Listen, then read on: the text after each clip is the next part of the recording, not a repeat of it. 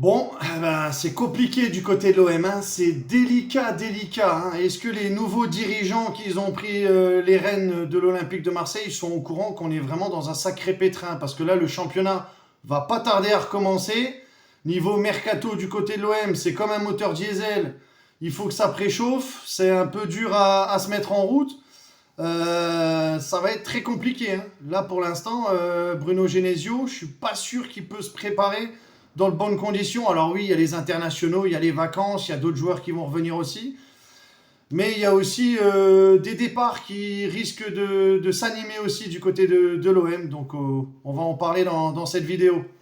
Salut à tous, la team OM, c'est Sanigno. J'espère que vous allez bien. Je suis vraiment très heureux de vous retrouver pour une nouvelle vidéo. On va refaire un petit peu le point actu mercato du côté de l'Olympique de Marseille, même si c'est vrai que c'est très très calme du côté de l'OM, parce qu'il y a des restrictions, hein. L'OM a été sanctionné par rapport à la gestion catastrophique de ces dernières années, donc c'est très très délicat pour les dirigeants de l'OM à quelques semaines de la reprise du championnat, une préparation qui inquiète aussi les supporters parce que les matchs de préparation, ça n'a pas été trop rassurant non plus, notamment une victoire douloureuse contre une D4, contre Nîmes, 2-1 hier.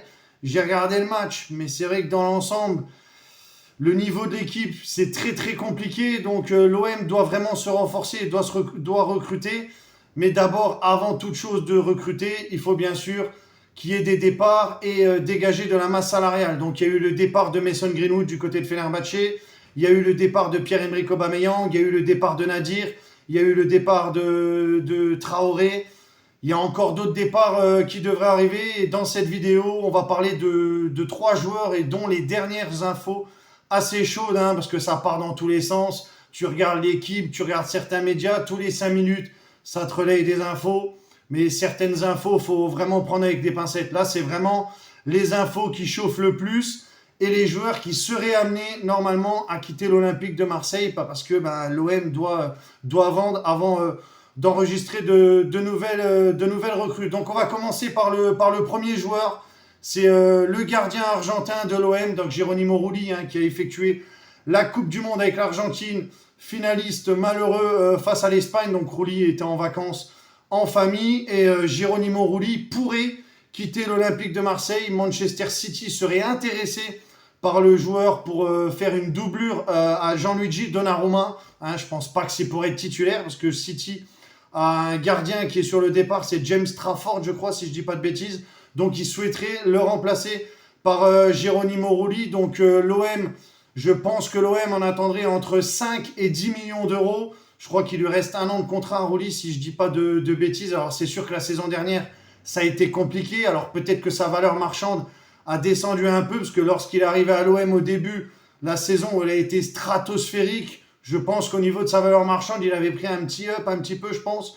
Mais là, c'est vrai que la saison dernière a été compliquée avec la saison catastrophique que l'OM a effectuée, et notamment ce parcours dégueulasse en Ligue des Champions où l'OM a encore été éliminé d'une compétition européenne. Donc forcément, sa valeur a dû un petit peu baisser. Il y aurait City qui aurait fait une offre, mais qui ne répond pas aux attentes de l'Olympique de Marseille. Je crois que j'avais entendu, alors vraiment à prendre avec des pincettes, parce que au niveau des tarifs, comme je vous ai dit, t'entends tout et n'importe quoi. Je crois que j'avais entendu une offre de 1,5 ou 2,5 millions d'euros pour Geronimo Rulli, alors que la Première Ligue, d'habitude, c'est des pigeons à balancer de l'oseille de tous les côtés. Quand tu vois certains clubs de Ligue 1 qui vendent des joueurs, des fois, tu te dis, mais la Première Ligue, vraiment, ils balancent de l'oseille comme pas possible, même si des fois, certains clubs sont sanctionnés. Mais là, en tout cas, ça rentrerait pas dans les attentes de l'OM, mais City est intéressé et le joueur est intéressé aussi pour rejoindre Manchester City, hein, lui qui a fait une très belle saison quand il est arrivé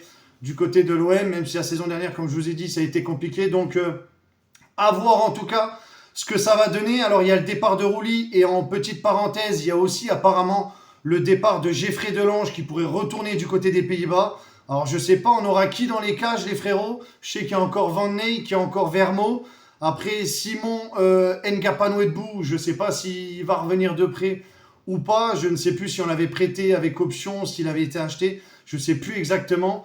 Mais en tout cas, si tu perds Delange et Rulli, Va falloir recruter. Alors apparemment, ça parlerait de Guillaume Rest, le gardien de Toulouse, mais on en reparlera un petit peu plus tard. Là, le but, c'était vraiment de parler dans le sens des départs, mais on aura le temps d'en reparler, même si je pense que ça va être assez conséquent au niveau du montant de transfert, sachant que l'OM n'a pas du tout les moyens. C'est pour ça qu'il faut vraiment bien réussir à vendre et vraiment bien vendre, parce qu'à l'OM, on ne sait pas vendre, hein. Je vous le dis, comme je le dis à chaque fois, c'est quand même hallucinant qu'on est le seul club à ne pas savoir vendre nos joueurs, même si tu en as certains qui sont pas bons ou quoi.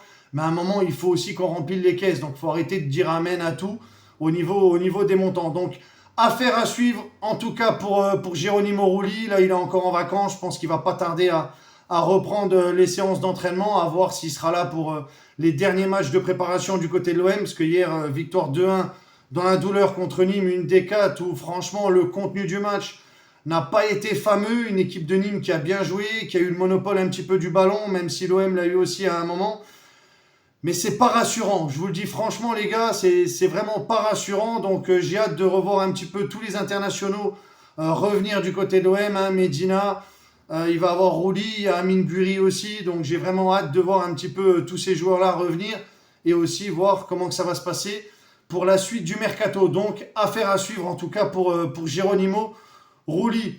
Le deuxième joueur qu'on va parler dans cette vidéo, c'est bien sûr Facundo Medina, le défenseur central de l'OM, hein, qui avait été prêté la saison dernière à l'OM par Lens avec une option d'achat que l'OM a levé. Lui qui a fait une très belle Coupe du Monde avec l'Argentine, hein, franchement, l'OM a vu quand même sa valeur marchande un peu augmenter. Donc ça parlait à un moment de River Plate, tout comme Rulli. Boca Junior, pardon, et non pas River Plate. Boca Junior qui était intéressé pour Geronimo Rulli.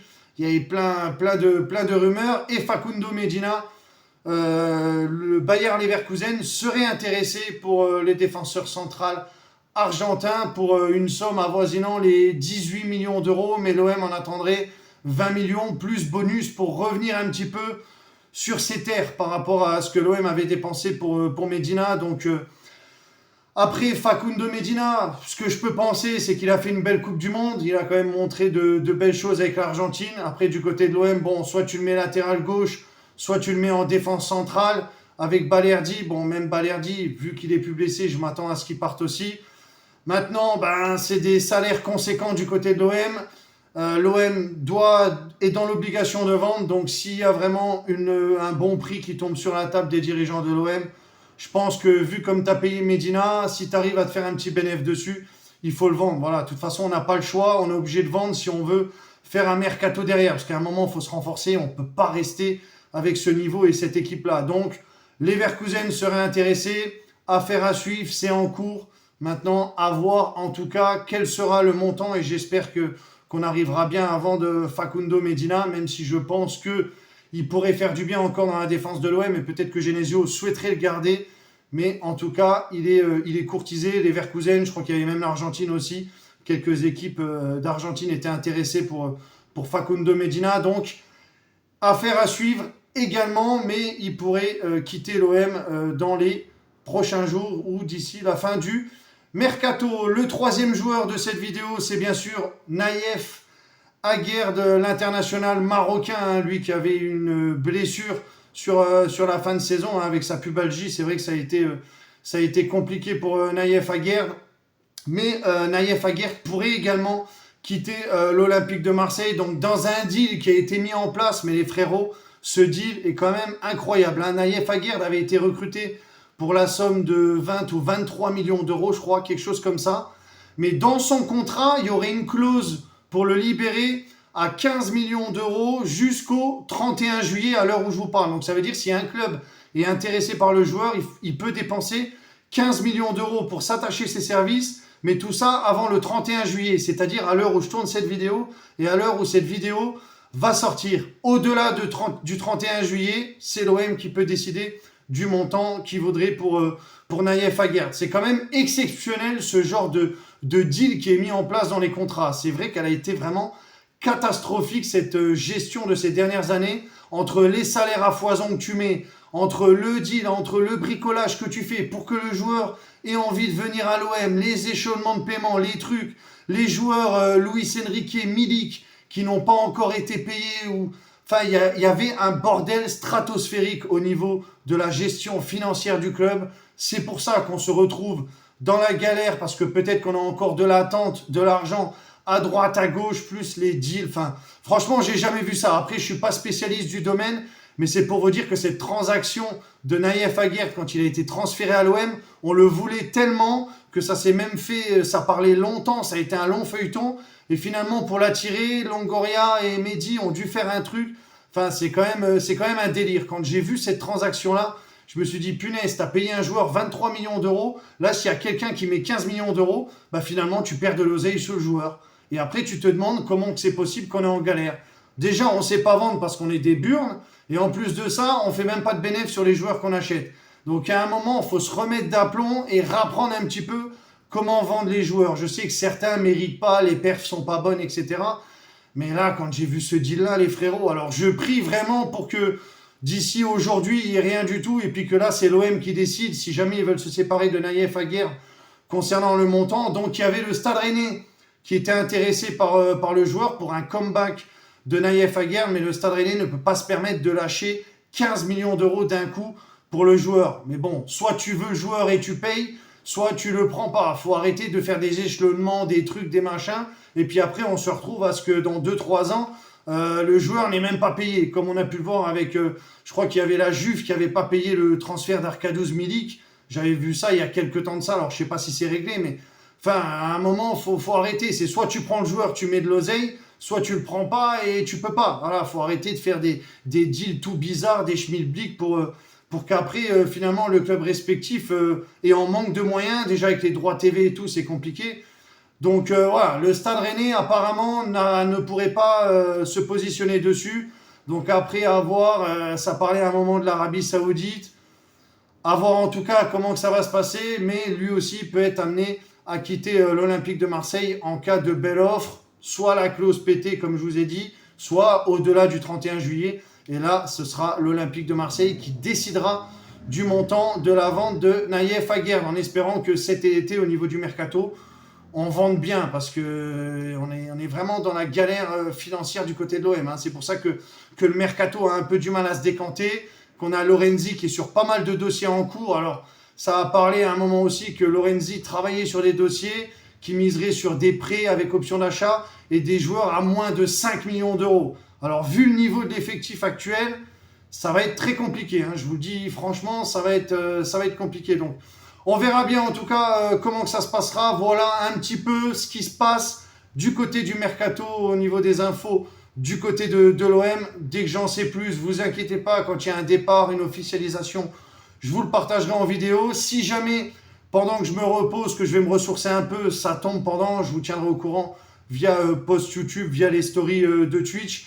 S'il y a du mouvement dans les dernières heures du mercato, je vous officialiserai ça en post ou en vidéo short et on refera un point en vidéo au moment de mon retour. Voilà, ça c'est pour vous annoncer ce qui pourrait y arriver d'ici la fin du mois d'août. Voilà les frérots sur ce que je pouvais vous dire concernant les dernières infos mercato du côté de l'OM, même si des fois il y en a encore un peu à droite à gauche, mais j'avais pas envie de faire une vidéo trop longue, je voulais tout rassembler dans une seule vidéo et dès que j'ai d'autres infos à vous partager, je vous les communiquerai comme d'habitude. N'hésitez pas aussi à réagir dans l'espace commentaire de ce que vous pensez de ce potentiel départ de Rouli à Manchester City. Est-ce que vous, Naïef Aguerd et Medina, doivent quitter l'Olympique de Marseille? N'hésitez pas à réagir et comme d'habitude, dans le respect et la vie de chacun, on est là pour parler football. On pourra analyser tout ça et en débattre dans l'espace commentaire. Merci à vous de m'avoir suivi pour cette vidéo, les frérots. Je vous dis à la prochaine pour une prochaine vidéo. Si dans les prochains jours, il y a quelque chose ou quoi, je vous referai une vidéo. Si jamais ça tombe un petit peu après, je vous officialiserai tout ça en post ou en short, comme je vous ai dit. Et on se retrouvera pour un petit débrief d'ici la fin du mois d'août, début septembre, au cas où, pour une prochaine vidéo, pour refaire un petit peu le point ensemble. Prenez soin de vous les frérots, allez l'OM, et on se dit à la prochaine pour une prochaine vidéo. Ciao les Sancho.